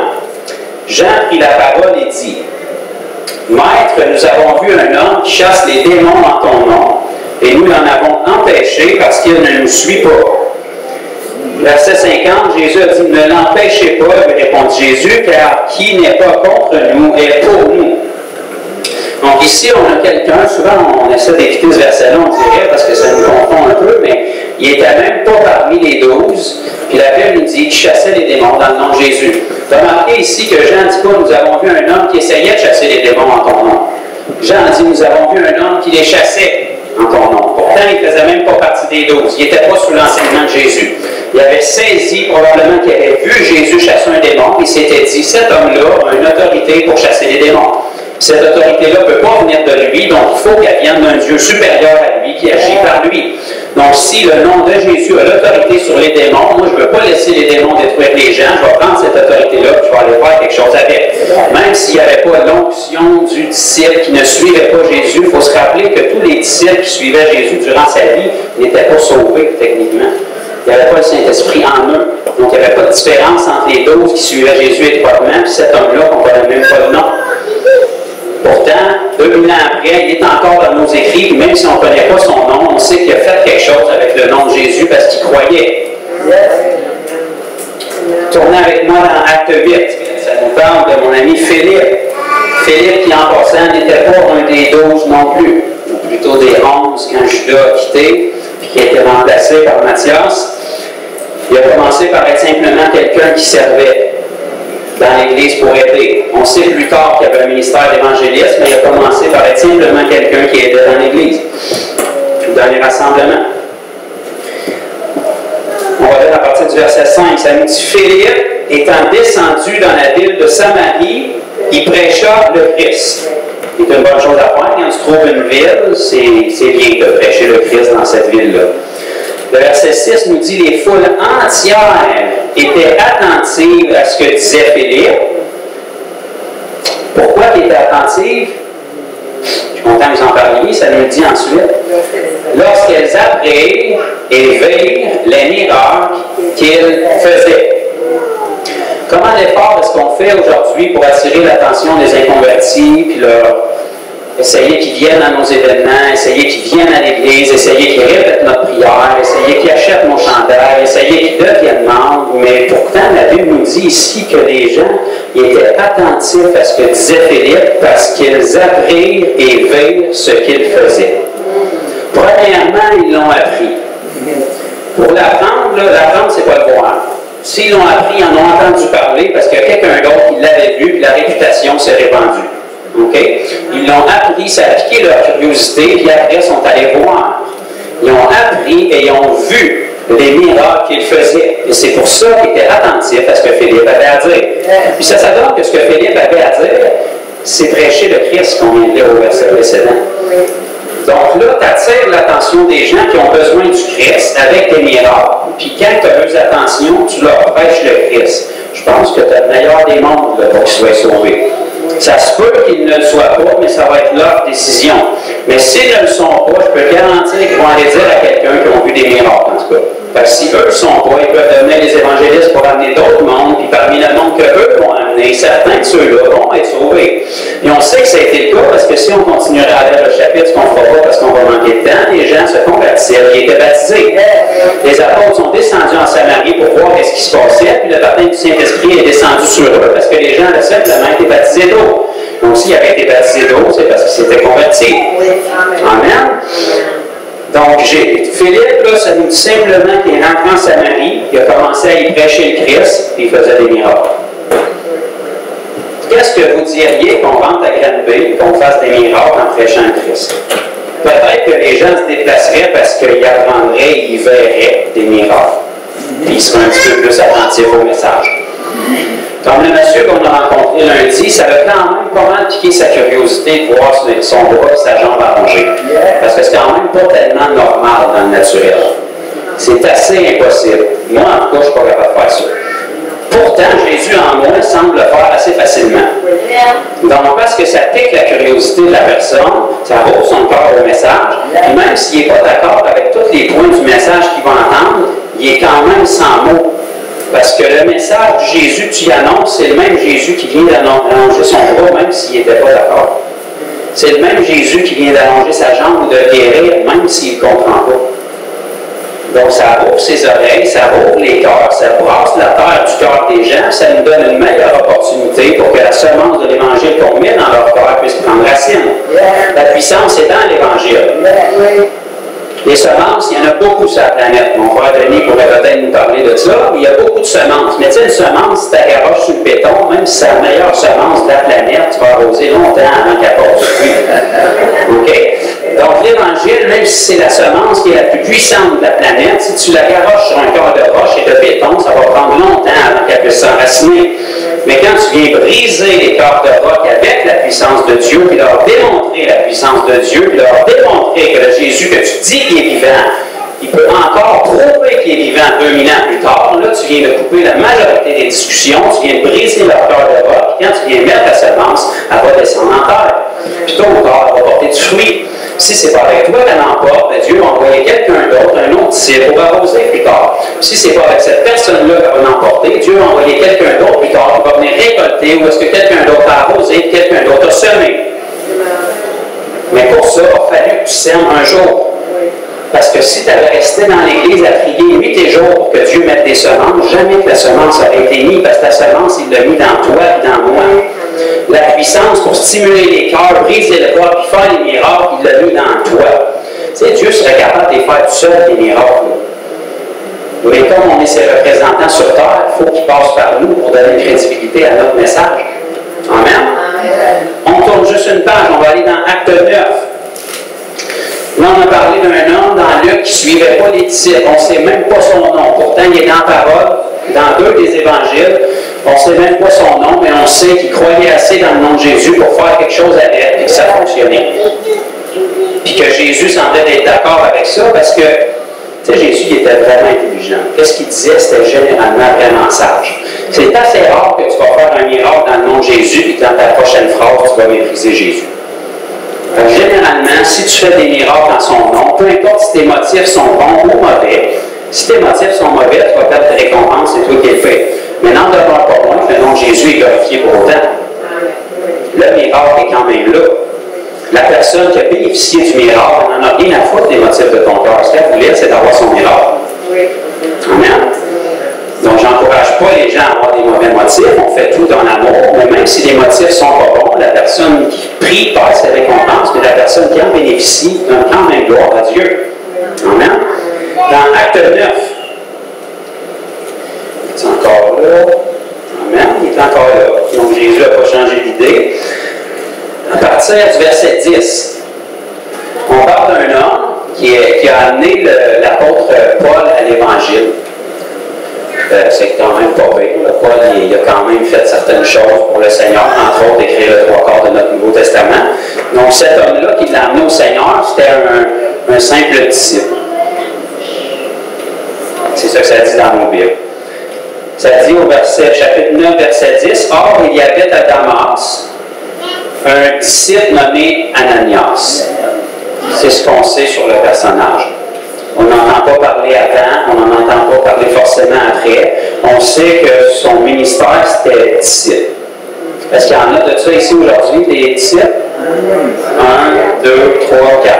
Regarde un petit peu plus, 5, mettons. 5, 6, on va dire 6. On a une bonne moyenne. Bon, il y a 6 disciples aujourd'hui, donc je m'adresse à vous. Vous pouvez faire ce qu'on s'apprête à lire. OK? Parce que Ananias était un disciple. On va regarder ce qui s'est passé dans la journée quotidienne d'un disciple. Le Seigneur lui dit dans une vision, Ananias. Donc, il y a une vision, le Seigneur lui est apparu, puis il connaissait son nom. Donc, un disciple peut vivre ça. Ça fait partie des choses qu'un disciple peut vivre. Il répondit, me voici, Seigneur. Donc, il croyait assez au Seigneur pour répondre à la vision qu'il avait du Seigneur. Un disciple est censé croire au Seigneur. Et le Seigneur lui dit, lève-toi, va dans la rue qu'on appelle la droite et cherche dans la maison de Judas un nommé Saul de Tarse. Donc, le Seigneur qui lui apparaît à un simple disciple, lui donne une direction et lui dit quoi faire. Donc, un disciple peut vivre ça. Verset 12, car il prie et il a vu en vision un homme nommé Ananias qui entrait et qui lui imposait les mains. C'est qui imposait les mains? Ananias. Pourtant, Jésus était devant lui. Là, Jésus avait pu aller le faire, mais il semble-t-il qu'il voulait le faire par Ananias, un simple disciple. Qui lui imposait les mains afin qu'il recouvrât la vue. Ananias répondit, Seigneur, j'ai appris de plusieurs personnes tous les maux que cet homme a fait à tes saints dans Jérusalem. Verset 14. Et il a ici des pouvoirs de la part des principaux sacrificateurs pour lier tous ceux qui invoquent ton nom. Genre, les disciples, ça se trouvait être des gens qui invoquent le nom du Seigneur. Puis Ananias, ça se trouvait être un de ceux-là. Et là, Dieu, il demandait d'aller voir la personne qui tue des disciples. Mais le Seigneur lui dit, verset 15, va, car cet homme est un instrument que j'ai choisi pour porter mon nom devant les nations, devant les rois et devant les fils d'Israël. Et je lui montrerai tout ce qu'il doit souffrir pour mon nom. Verset 17, ça commence en nous disant quoi? Eh bien, il semblerait qu'Ananias ait obéi à Jésus. Ça dit quoi? Ananias est resté à prier pour être sûr que c'était vraiment Jésus qui a parlé. Ça dit Ananias sortit. Il a obéi pour aller faire ce que Jésus lui avait dit. Lorsqu'il fut arrivé dans la maison, donc il a trouvé la maison que Jésus lui avait dit. De toute évidence, Jésus ne s'était pas trompé parce que Saul de Tarse était dans la maison qu'il avait dit qu'il serait. Et lui imposa les mains, comme Jésus lui avait dit, en disant, Saul, mon frère, le Seigneur Jésus qui t'est apparu sur le chemin par lequel tu venais m'a envoyé pour que tu recouvres la vue et que tu sois rempli du Saint-Esprit. Au même instant, il tomba de ses yeux comme des écailles, il recouvra la vue, il se leva et il fut baptisé. Et après qu'il eut pris de la nourriture, les forces lui revinrent, Saul resta quelques jours avec les disciples qui étaient à Damas. Et aussitôt il prêcha dans les synagogues que Jésus est le Fils de Dieu. Donc ici, on a un simple disciple du nom d'Ananias, qui est le seul endroit dans notre Nouveau Testament qu'on en entend parler de toute évidence. Et puis dans une journée de la vie d'un simple disciple, Ananias s'est réveillé le matin. Il a eu une vision de Jésus qui lui a donné une directive d'aller imposer les mains aux malades, annoncer le message de l'Évangile, baptiser d'eau et d'esprit, quelqu'un qui persécutait les chrétiens. Il est sorti de chez eux avec ses petites patates, il est allé trouver la maison que Jésus lui avait dit, imposer les mains à Paul. Paul a été guéri, il a été baptisé d'eau et du Saint-Esprit, il est devenu un prédicateur de l'Évangile qui a été victoire du Nouveau Testament. Tout ça par l'obéissance d'un simple disciple qui a fait ce que Jésus lui demandait de faire. Si Ananias n'avait pas fait ce que Jésus lui demandait de faire, où serait Saul aujourd'hui? Où serait notre Bible aujourd'hui? On sait que Dieu serait passé par un autre moyen parce qu'il est omniscient, omniprésent et omnipotent, mais n'en demeure pas moins que Ananias a fait ce qu'il devait faire. Un simple disciple. La Bible ne spécifie pas nulle part qu'il y avait une onction particulière. C'est un disciple comme vous, avec le salut comme vous. Ça s'est passé après la résurrection de Jésus. Il s'était repenti, il avait été baptisé d'eau, il avait été rempli du Saint-Esprit comme vous et moi, pour la majorité, je crois. Donc Dieu s'est servi d'un homme dont on n'a même pas le nom dans les évangiles pour chasser les démons. Jésus était d'accord avec ce qu'il faisait. Il s'est servi d'Ananias ici, c'est le seul endroit qu'on le voit dans la parole. Tout ce qu'on sait, c'est que c'est un simple disciple. Il s'est servi de Philippe, qui était un diacre dans l'Église, qui est rentré dans une ville, qui a fait assez de miracles, que ça attirait les foules et que ça a amené la ville au Seigneur. Amen. On va tourner dans un autre endroit pour être sûr que vous soyez convaincus dans le chapitre 11. Acte 11, verset 19. Ceux qui avaient été dispersés par la persécution survenue à l'occasion d'Étienne. Étienne, dans le fond, c'était un disciple de Jésus qui était aussi un des diacres qui avait été nommé dans l'Église pour aider en même temps que Philippe. Ils l'ont persécuté avec des roches jusqu'à temps qu'il meure, dans le fond. Puis lui, en se faisant tuer avec des roches, il glorifiait Jésus puis il leur apportait le témoignage jusqu'à temps qu'il meure. C'est ça qui est arrivé à Étienne. Puis, suite à cette persécution-là, l'Église s'est dispersée. Ils arrivèrent jusqu'en Phénicie, dans l'île de Chypre, et à Antioche, annonçant la parole seulement aux Juifs. Verset 20. Il y eut cependant parmi eux quelques hommes de Chypre et de Cyrène. Ça nous dit quelques hommes. On sait que c'était des disciples parce qu'ils se sont dispersés suite à la persécution de leur frère Étienne qui s'est fait lapider. On n'a pas de caractéristiques spécifiques sur eux. On ne connaît pas nécessairement leur nom. Ils ne sont pas nommés comme étant des apôtres ayant un ministère extraordinaire. Ça nous dit simplement quelques hommes. On sait qu'ils venaient de Chypre et de Cyrène. Ils sont venus à Antioche et s'adressèrent aussi aux Grecs, qui de toute évidence étaient des non-juifs, et leur annoncèrent la bonne nouvelle du Seigneur Jésus. La main du Seigneur était avec eux et un grand nombre de personnes crurent et se convertirent au Seigneur. Donc, un grand nombre de personnes qui étaient des Grecs, des non-juifs. Je sais que pour nous aujourd'hui, ce n'est pas exceptionnel, mais à l'époque de la Bible, au début de l'Église, ils n'avaient pas compris qu'un non-juif pouvait être sauvé. Ça a pris plusieurs années avant qu'ils réalisent qu'un non-juif, comme nous, une face blanche de Québécois, pouvait être sauvé, même si on n'est pas juif. Ça a pris du temps avant qu'ils saisissent ça. Mais ces gens-là ont simplement fait quelque chose avec ce qu'il y avait. Ils se sont dit, si on annonçait le message de l'Évangile à un non-juif, qu'est-ce qu'on en fait? Il y a une chance qu'il pourrait peut-être être sauvé. Dans le pire des cas, il ne sera pas. On va l'avoir essayé. Puis il s'avérait que ça a bien fonctionné parce que Dieu était d'accord. Ça nous dit au verset 21 que la main du Seigneur était avec eux. Quand la main du Seigneur est avec toi, généralement, il y a des guérisons, des délivrances, puis des saluts, parce que le Seigneur donne dans cette business-là pour guérir les malades, chasser les démons et sauver les gens. La main du Seigneur était avec eux, des hommes dont on ne connaît pas le nom. Tout ce qu'on sait, c'est que c'était des Cyréniens et des Chypriens, qui venaient de Chypre et de Cyrène. La main du Seigneur était avec eux, et un grand nombre de personnes crurent et se convertirent au Seigneur. Les gens se sont convertis tout simplement parce que ces hommes-là, dont on n'a pas le nom, ils s'adressèrent aux Grecs et ils annoncèrent la bonne nouvelle du Seigneur Jésus. Pourquoi les gens se sont convertis? Parce que ces hommes-là ont fait quelque chose. Tu peux faire tellement d'erreurs, mais juste faire quelque chose, puis Dieu va s'en servir. Parce que tu as fait quelque chose. Dieu ne te demande pas que tu fasses de la perfection, lui, il est parfait. Il te demande que tu fasses quelque chose. Lui, il va prendre ce quelque chose-là et il va faire un miracle avec. Lui, il va prendre ce message-là, même si tout ce que tu avais de correct dans ta phrase, c'est Jésus, toujours bien Jésus, tu ne te trompes pas. C'est le nom au-dessus de tout nom, c'est le rocher des âges, c'est lui qui brise les cœurs les plus durs, même si tout le reste n'est pas correct, il peut prendre Jésus parce que ton cœur est sincère, il va toucher la personne à qui tu parles, cette personne-là va être touchée, il va te transformer, il va te sauver, simplement parce que tu as fait quelque chose. Mon père, il y en a peut-être qui l'ont déjà entendu, le premier message qu'il a annoncé, il a parlé 5 minutes, il a pleuré le reste du temps. Pourtant, l'homme qui était le plus incrédule dans l'Église, qui était assis dans la première rangée depuis des années, s'est converti à cause de ça.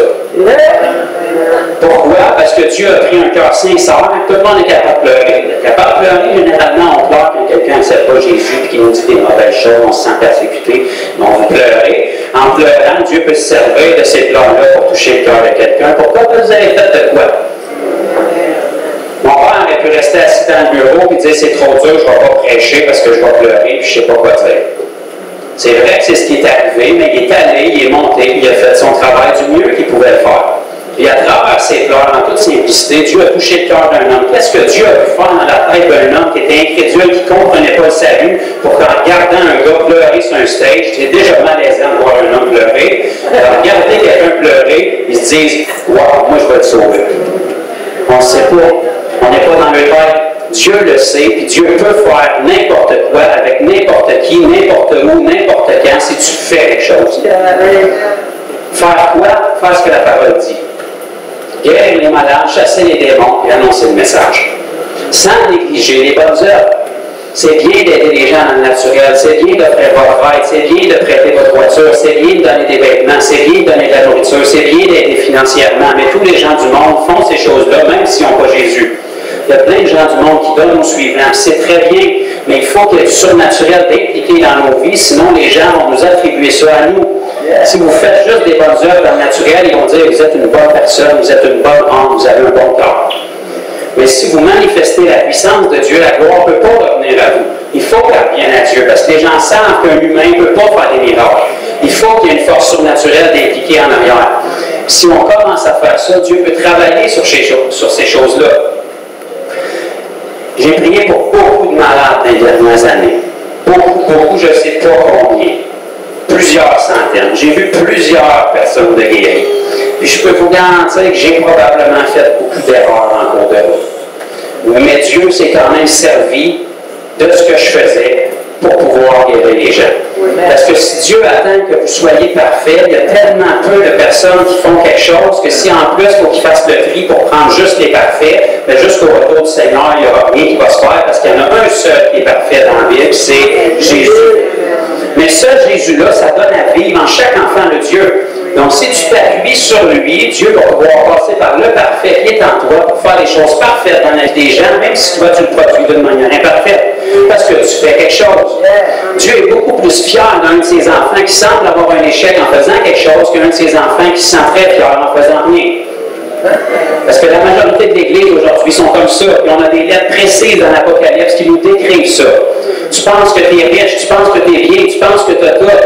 Tu as des belles églises, tu as de l'électricité, tu as des beaux micros, tu as des belles lumières, tu as des Bibles. N'importe qui veut une Bible, on va te la donner, on en a en masse. Tu n'as pas ta Bible, c'est pas grave, on va te mettre les versets là. On a du courant, on a tout.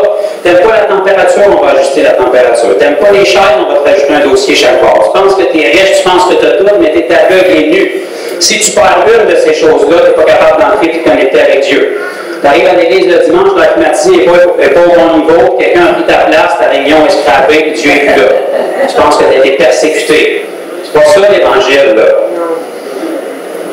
L'Église primitive n'avait absolument rien des bénédictions que je viens de vous nommer, mais il dépendait de Jésus.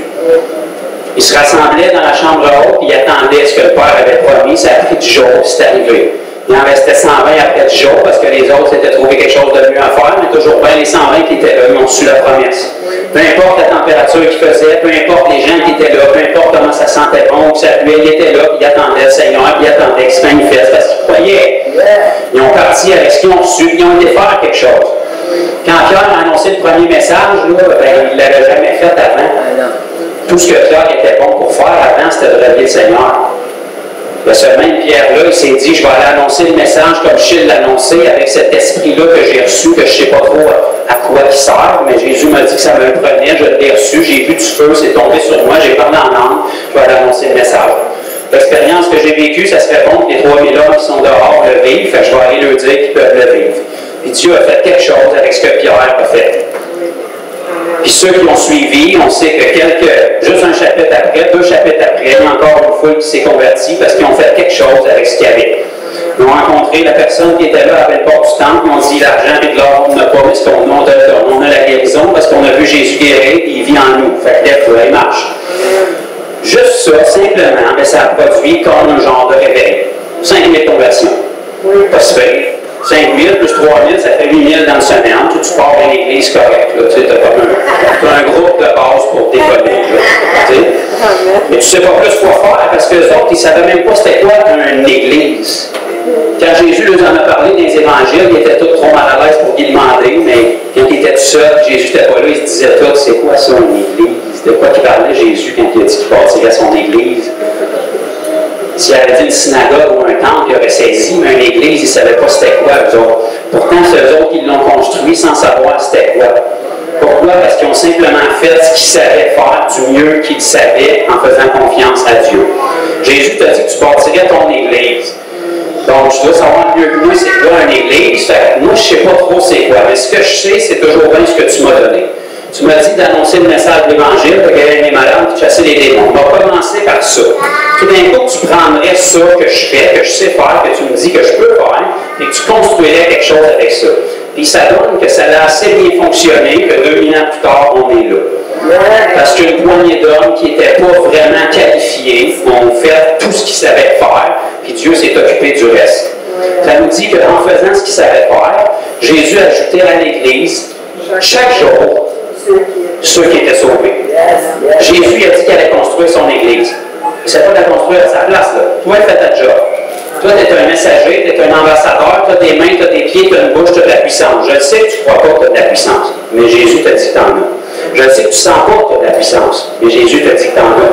Je sais que tu penses que tu n'es pas qualifié, mais Jésus t'a dit que tu l'es. Je sais que tu penses qu'il faut que tu pries pour les autres pour que les autres le fassent à ta place. Mais Jésus t'a dit que c'est pas ça que tu dois faire. Toi, tu dois y aller, et il va t'en envoyer pour t'appuyer. Parce que toutes les autres que tu pries pour qu'ils aillent à ta place sont en train de faire la même affaire aux autres aussi. Ils prient pour que tu y ailles à leur place. Fait que si tout le monde prie pour que l'autre y aille à sa place, bien, au final, personne ne va y aller, puis tout le monde va passer sa vie à prier en pensant qu'ils sont spirituels. Puis Jésus va regarder, puis il va dire, mais qui va y aller, là? Je veux exaucer la prière de tout le monde, mais tout le monde va envoyer le voisin, puis le voisin va envoyer l'autre voisin. Fait que c'est qui va y aller au final? Je ne reviendrai pas sur la terre à faire le message. J'ai construit mon Église pour que mon Église puisse apporter le message. Jésus cherche un homme qui va dire, me voici, envoie-moi. Une femme qui va dire, me voici, envoie-moi. Puis cette femme-là, cet homme-là va y aller. Parce que si tu dis, me voici, envoie-moi, tu ne restes pas là en attendant qu'il t'envoie. Il t'a envoyé. Tu es un envoyé. Tu es un petit messie, un porteur du Christ. C'est ça que ça veut dire le mot chrétien. Vous pouvez le décortiquer, il y a un paquet de synonymes. Imitateur de Christ, petit messie, petit oint, porteur du Christ. C'est ça que ça veut dire chrétien. C'est de là que le mot vient. Donc si on dit qu'on est chrétien, on va représenter Christ dans notre génération, maintenant en 2019, saisir toutes les opportunités qu'on croise pour le faire. Je vous annonce qu'on n'a jamais vécu jusqu'à maintenant dans l'histoire de la planète, dans une génération qui a autant d'opportunités pour manifester Jésus. Parce que possiblement, on ne peut pas comparer dans l'époque de Sodome et Gomorrhe, de Noé, parce qu'on n'était pas là, mais possiblement que la planète n'a jamais été aussi corrompue aujourd'hui qu'elle l'était dans le passé. C'était extrêmement corrompu à l'époque de Noé, c'était extrêmement corrompu à l'époque de Sodome et Gomorrhe, mais il n'y avait pas des internets pour que ça se répande vite comme aujourd'hui. Aujourd'hui, vous pouvez faire une bêtise terrible là, aujourd'hui à Granby, puis d'ici à soir, le monde entier ou presque va avoir été attaqué par votre bêtise. Fait que le péché se répand à une vitesse extraordinaire, puis parce que les gens sont exposés à ça au quotidien, ils sont rendus endurcis, puis c'est rendu normal. Les choses qui étaient impensables à l'époque de mon père sont rendues normales pour la génération. Non seulement sont normales, mais sont encouragées. C'est rendu anormal de trouver ces choses-là bizarres. Puis ça n'ira pas en s'améliorant. OK? Si Jésus a dit quand le Fils de l'homme va revenir, trouvera-t-il de la foi sur terre, c'est parce que ça n'ira pas en s'améliorant. Mais nous autres, à la place de rester et prier, Maranatha, viens Seigneur Jésus pour me sortir d'ici au plus vite, on devrait être bougé dans notre cœur pour faire quelque chose. On attend d'avoir la compassion. Si on s'appuie sur les versets, Jésus était ému de compassion. On attend de sentir la compassion pour faire quelque chose. Mais ça fait 15 ans que tu es chrétien et que tu essaies de sentir la compassion et que tu fais rien. Et où la compassion? Parce que Jésus est amour et il est supposé être en toi. La compassion que nous autres on attend, c'est un sentiment, un frisson et une petite larme comme on est habitué de vivre dans le monde. C'est pas ça de la compassion. Ça, c'est des sentiments d'amour humain que tu penses que c'est de l'amour parce que c'est ce que tu as toujours vécu quand tu étais dans le monde. L'amour de Dieu, c'est pas ça. Nous, on tombe en amour. Dieu ne tombe pas en amour. Il est amour. Il est toujours amour. Il a toujours été amour. Il n'y a pas un coup de foudre ou d'un coup. Il est toujours amour. Remarquez dans la parole, à chaque fois que Jésus était ému de compassion, il ne tombait pas sur ses genoux, il pleurait, puis il avait de la pitié pour les gens. Quand il était ému de compassion, la prochaine phrase que vous allez lire, il se revirait, il rentrait dans le vide, et il guérissait tout le monde. Jésus voyait les foules qui étaient émues de compassion. Bam! On va toutes les guérir, on va toutes les nourrir. C'est ça que ça fait de la compassion. Ça fait quelque chose. Ça ne reste pas là en disant j'ai tellement pitié, j'ai tellement peine, j'aimerais tellement passer à leur place. Puis là, au bout de 2 jours, à pleurer sur ton sort, ils sont encore à leur place, puis toi, tu es encore à la tienne, puis il n'y a rien qui bouge, puis tu penses que tu es spirituel. Pendant ce temps-là, Dieu ne peut pas rien faire, parce que si Dieu agit comme ça, il va venir renforcer ce que tu penses être la compassion, alors que ça n'est pas du tout. La compassion, ça fait quelque chose. Jésus était ému de compassion, il faisait quelque chose. Il nourrissait les foules, il guérissait les malades. Jésus a appris que son ami Jean-Baptiste était fait décapiter. Il aurait pu en avoir de la peine, là. Il est sorti, il est rentré dans la ville, puis il a guéri tout le monde. Satan t'a fait quelque chose que tu n'aurais pas dû faire. Il y a quelqu'un qui a perdu sa tête, mais il l'a perdu pour le nom de Dieu. Moi, je vais faire mon travail, puis je vais aller te donner une saine vengeance de la manière que je peux le faire. Tu veux te venger contre Satan? Va guérir les malades, va chasser les démons, puis arrache des hommes au royaume des ténèbres. Là, tu vas te venger. Tu veux le mettre en colère? Fais ça. Mais tu vas être armé, par exemple. Parce qu'à chaque fois qu'il va venir pour te toucher, il sait que tu as la capacité de faire ça, et que tu vas le faire. Fait qu'il va y penser à 2 fois avant de venir te toucher. Sinon, il va venir t'attaquer, et il sait que tu vas rien. Puis tu vas regarder ton petit nombril, puis tu vas dire, j'ai besoin de prière parce que je t'ai attaqué. Puis là, tu passes ta vie à attaquer. Puis au bout de ton année, tu as eu une grosse année d'attaque. L'année d'après, ben là, ça ne s'est pas vraiment amélioré. Parce que l'année d'après, tu cherches les 7 points du succès pour arriver à plus t'attaquer. Fait que là, tu as passé une autre année à essayer de te sortir de tes attaques, mais pendant ces 2 dernières années-là, tu n'as pas touché la vie de personne. Tu es plus coupable, tu es plus détruit, tu es plus démoralisé, puis tu as moins de relation avec Dieu que 2 ans auparavant, mais tu penses que tu es spirituel et que tu progresses. Mais il n'y a personne d'autre qui est touché, il n'y a aucune compassion dans ton cœur. Fais quelque chose maintenant avec ce que tu as maintenant, avec ce que la Bible dit que tu as maintenant. On voit Dieu agir maintenant sur ce que tu fais maintenant. Il n'y a pas de boule de feu supplémentaire qui va nous tomber dessus, frères et sœurs. Ça fait 2000 ans que c'est fait. Il n'y a pas d'autre Jésus qui va aller à la croix. La dernière fois qu'il est allé, il a dit tout est accompli. S'il y a un autre Jésus qui y va, il ne restera rien à accomplir. Le sang parfait a été versé, toutes les meurtrissures ont été versées, sa tête a été percée par la couronne d'épines pour lier tous les démons, il n'y a plus rien à accomplir, tout est fait. Il n'y aura rien de plus. Les renforts, là, ils n'y arriveront pas. Ils sont là depuis 2000 ans. Les renforts, c'est vous, c'est moi. Si on ne fait rien de plus, il n'y a rien de plus qui va se passer. Si on décide maintenant qu'on est assez simple pour croire à la parole, puis faire ce que les apôtres, les disciples ont suivi, ont fait, Dieu va commencer à faire quelque chose sur ce qu'on fait. La majorité des gens, ils aiment beaucoup mon père parce qu'ils disent qu'il a de l'expérience, puis il a fait des choses extraordinaires, puis c'est vrai que Dieu s'est servi de lui. La majorité des gens, ils l'honorent, puis ils honorent son expérience. Quand ils veulent entendre des témoignages de miraculeux, ils demandent des témoignages parce qu'il y en a beaucoup à raconter. Mais la seule raison pourquoi Dieu s'est servi de mon père, c'est parce qu'il était plus saint que les autres, puis il a fait quelque chose. Des années par après, là, on l'honore pour qu'est-ce qu'il a fait. Mais au moment où ces choses-là se sont passées, les gens le jugeaient parce qu'ils disaient « moi, je ne ferais pas ça de même ». Mais des années après, là, on l'honore. Pourtant, sur le coup, on disait « moi, je ne ferais pas ça de même ». C'est sûr que tu ne ferais pas ça de même, tu ne le ferais pas. C'est pour ça que rien ne se passe. Mais l'autre, il ne fait pas comme toi, il fait quelque chose. Fait que si tu ne ferais pas ça de même, fais donc quelque chose à ta manière, mais fais quelque chose. Parce que si tu sais que tu ne ferais pas ça de même, tu dois savoir comment tu le ferais. On veut comment tu le fais. Parce qu'on aimerait vraiment ça, savoir comment tu fais. Mais tu ne sais pas non plus comment faire. Toi. Fait que tu vas juger celui qui fait quelque chose. Fait que lève-toi, ferme ta bouche, fais quelque chose, puis montre au monde comment faire. Puis si tu es si bon ça, on va dire, wow, c'est comme ça qu'il faut faire. Puis là, on va pouvoir tout lutter. Comme Paul a dit, soyez mes imitateurs, comme je suis moi-même de Christ. Donc, comme ça, on va pouvoir chacun de nous avoir des témoignages. On ne sera pas obligé de prendre un ancien comme mon père et dire, wow, le 20 ans, le 30 ans, Dieu agissait, c'était extraordinaire. Il est où depuis? Il a-tu pris des vacances? Ou il y a trop de ténèbres sur la planète? Il intercède au ciel parce qu'il ne veut pas se souiller en venant sur terre? C'est quoi qui s'est passé depuis? Parce que le salut il est bon pour toute l'humanité. Dieu veut guérir les malades autant que le 20 ans, 30 ans. Dieu veut chasser les démons autant que le 20 ans, 30 ans. Dieu veut que les églises croient de jour en jour autant que le 20 ans. Maintenant, à travers vous. Si vous êtes capable d'être assez simple, comme mon père l'a été, puis comme par la grâce de Dieu, je l'ai été aussi, pour que Dieu puisse se servir de nous. Tu sais, la première fois que je suis sorti de la rue, Marie, je ne sais pas si tu t'en souviens, j'avais aucune idée de ce que je faisais. 5-6 ans plus tard, à chaque fois que je sors des rues, j'ai aucune idée de ce que je fais. Voyez-vous ce que j'ai appris en 6 ans? Puis c'est la meilleure chose que je peux vous apprendre aussi. Parce que dès que vous pensez que vous savez ce que vous faisiez, vous le faites dans vos capacités. Si vous n'avez aucune idée de ce que vous faites, ça veut dire que vous êtes complètement fou ou que vous dépendez de Jésus. Un des deux. Moi, je mise que si vous êtes complètement fou en allant annoncer Jésus, ça se peut qu'il fasse un pas pour venir vous appuyer. Comme il a vraiment envie que les gens le rencontrent, ça se peut qu'il passe par vous pour que les gens le rencontrent. Parce que s'il ne passe pas par vous, il n'y a personne d'autre par qui passer. Parce que l'autre à côté prie pour vous y aller. Puis l'autre à côté prie pour que l'autre à côté y aille. Puis l'autre à côté critique comment vous y allez pendant que lui, il ne va pas. Fait que là, Jésus est un peu à court de personnel. Vous comprenez? Parce que son personnel, c'est vous et moi. Ben, nous autres, on veut souvent faire la job de Dieu, puis on aimerait ça qu'il fasse la nôtre.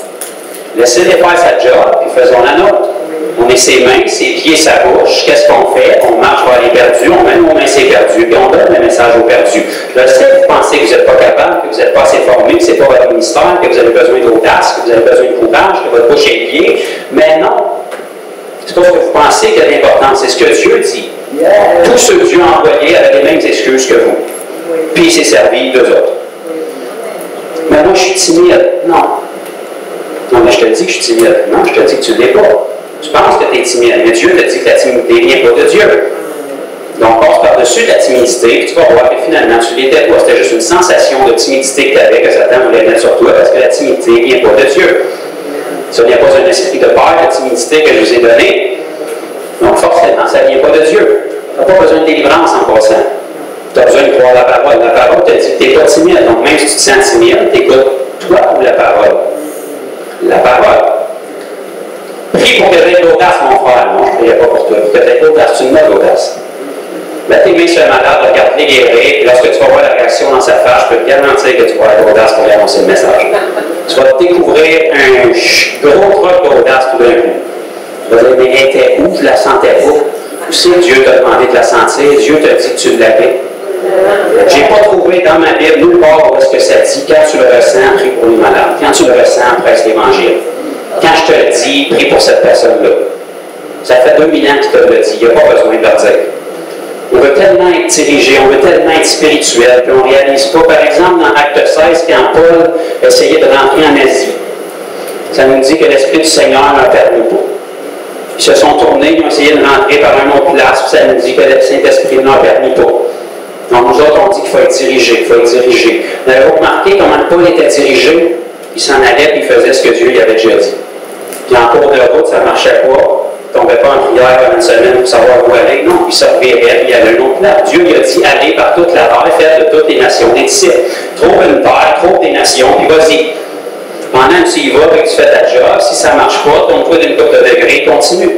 Si ça ne marche pas, tourne-toi d'une couple de degrés jusqu'à temps que ça rentre. Et en cours de route, pendant que tu fais ce que Dieu t'a déjà dit que tu dois faire, tout d'un coup, Paul a une vision de Macédonien qui te passe en Macédoine. Remarquez, quand il a eu la vision, ça ne faisait pas 40 jours qu'il était en jeûne, en prière, assis sur son steak à rien faire pour avoir une direction. Là. Il était en marche, puis il faisait son travail. Puis parce qu'il était en marche, en obéissant déjà au commandement que Dieu lui avait donné d'aller par toute la terre, Dieu lui a donné une porte. Genre, un Macédonien qui te passe en Macédoine. Si tu as le don d'interpréter les rêves, tu te dis, on va aller en Macédoine. Mais il va l'essayer. Fait qu'il a pris ses petites paroles qui est allé en Macédoine, puis la première personne qu'il a rencontrée en Macédoine, c'est mademoiselle Lydie, qui était une marchande de pourpre, qui venait d'où? De l'Asie, la première place où est-ce qu'il voulait aller. Donc, c'est pas parce que Dieu ne voulait pas qu'il aille en Asie, c'est parce qu'il y avait une meilleure façon de rejoindre l'Asie. Parce qu'en faisant les 2 détours qu'ils ont fait, ils sont tombés sur Lydie, qui était une personne riche et influente, et en retournant en Asie, a amené l'Évangile en Asie pendant que Paul pouvait être ailleurs. Wow! Il semblerait que quand tu fais quelque chose, tu ne t'attends pas d'avoir une révélation supplémentaire, Dieu se sert de ce que tu fais. Dieu ne sera pas offensé que tu partes pour obéir à la grande commission qu'il te donne en disant « Il ne m'a pas demandé où aller ». Il est tellement content que tu déjettes pour faire de quoi, il va te laisser aller, il va te diriger le plus vite possible. Ça se peut que tu n'aies même pas besoin d'aller plus loin que la maison de ton voisin pour qu'il te dirige. Ça se peut que tu n'aies même pas besoin d'aller plus loin que le corps et que la rue pour qu'il te dirige. Si tu dis à Dieu, me voici, envoie-moi, là, je te garantis que la première file d'attente de magasin où est-ce que tu attends, les 2 personnes autour de toi vont dire j'ai manqué de part. Je te dis tout de suite, je t'avertis tout de suite. Puis avant que tu répondes, pas là, Seigneur, ça ne me tente pas, je suis pressé, je te dis tout de suite, tu vas avoir ces excuses-là, puis la réponse de Dieu, c'est non. Là, prie tout de suite. Et lorsque tu vas te détourner, tu vas aller dans ton char, tu vas aller à la station d'essence, la première personne que tu vas rencontrer lorsque tu vas aller payer va se craquer le cou, va dire « Ah, j'ai vraiment aujourd'hui. » Ça, c'est Dieu qui répond à ta prière.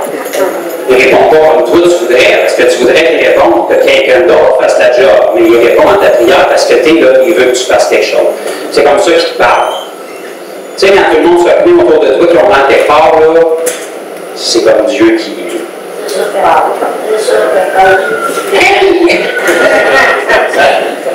sais, quand tout le monde autour de toi dit « Ça va tellement mal dans ma vie, sans j'aurais besoin d'aide, mon Dieu! »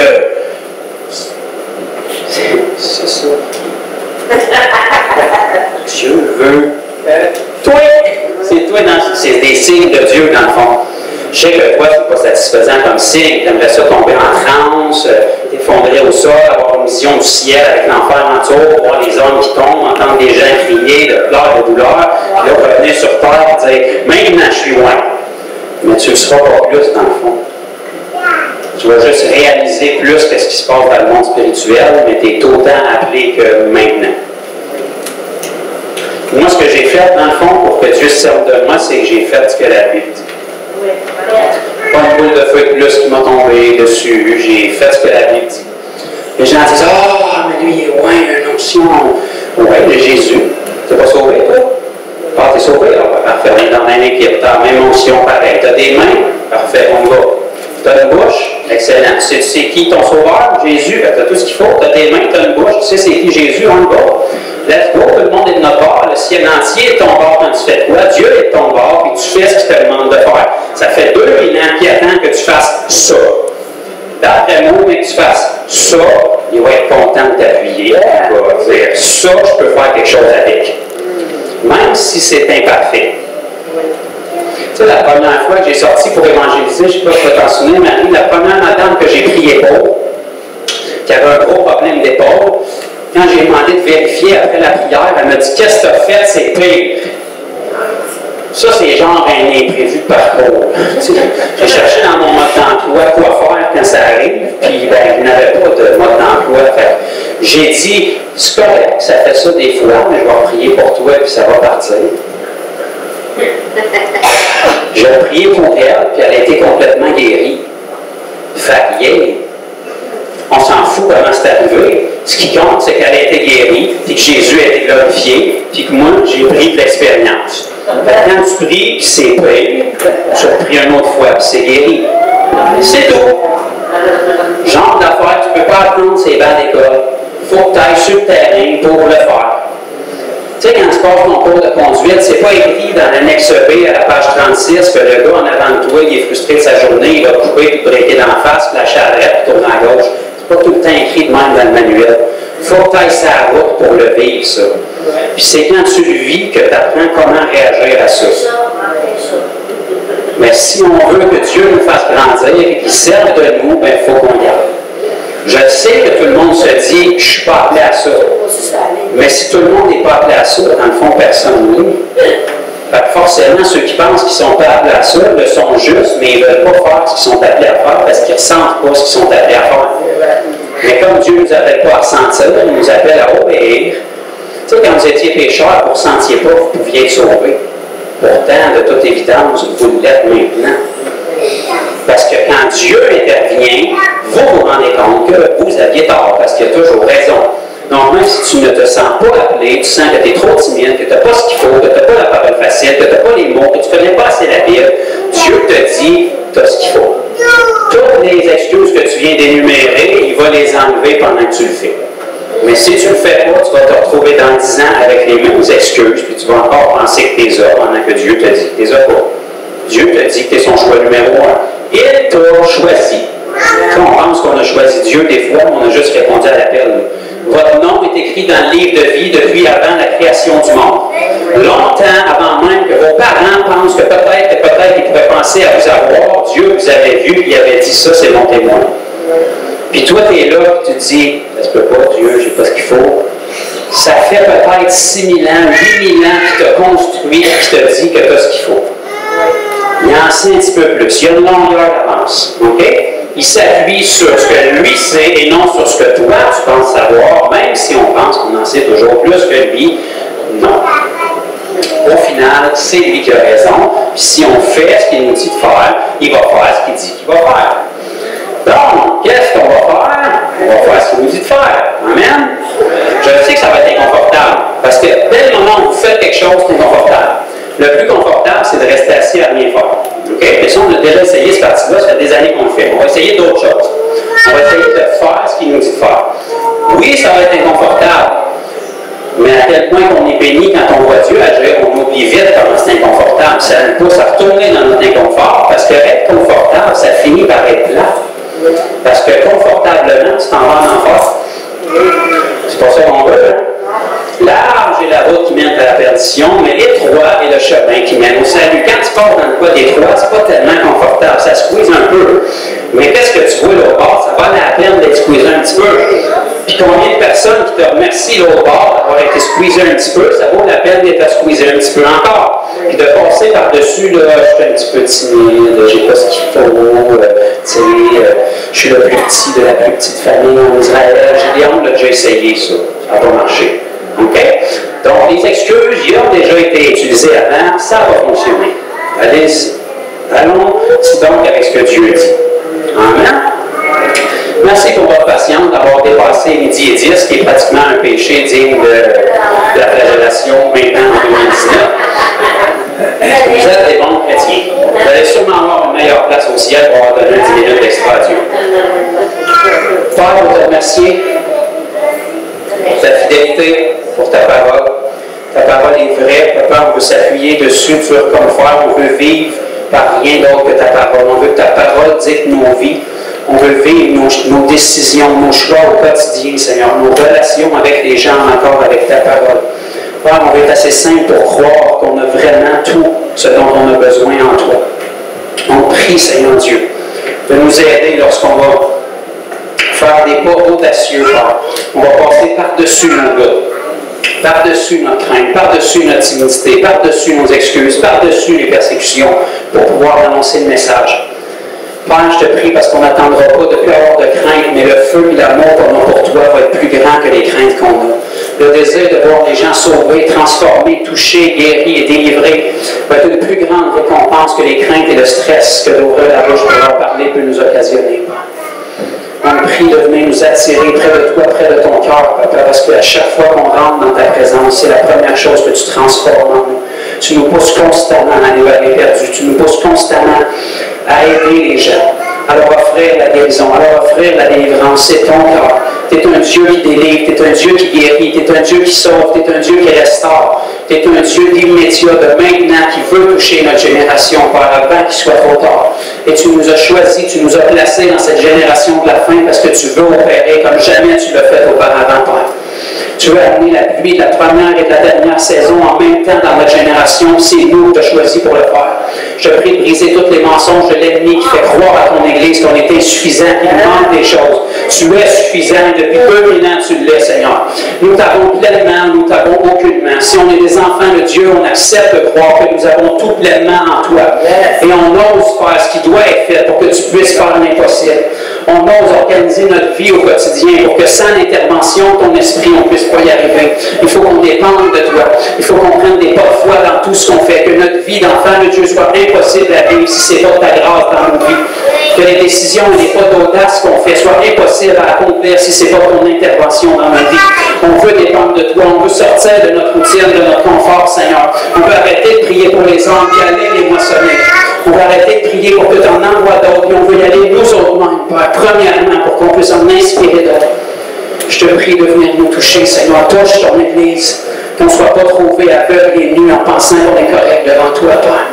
Qu'on soit des serviteurs bons et fidèles qui multiplient, qui investissent leur vie, Seigneur Dieu, afin de vivre pour toi, au quotidien. On ne veut pas seulement être prêt à mourir pour toi, on veut être prêt à vivre pour toi au quotidien. Que tu sois la raison qui nous sort du lit le matin et la raison qui nous y ramène le soir, Père. Qu'on puisse se coucher chaque soir avec une reconnaissance de tout ce que tu as fait à travers nous dans chaque journée, Père. Afin que le message de l'Évangile et ta réputation, Jésus, puisse se répandre sur la terre entière en ces temps qui sont les derniers. On te prie de nous toucher, Père. Aide-nous, Seigneur. Dans le nom de Jésus, on te le demande. Amen. Amen. Amen.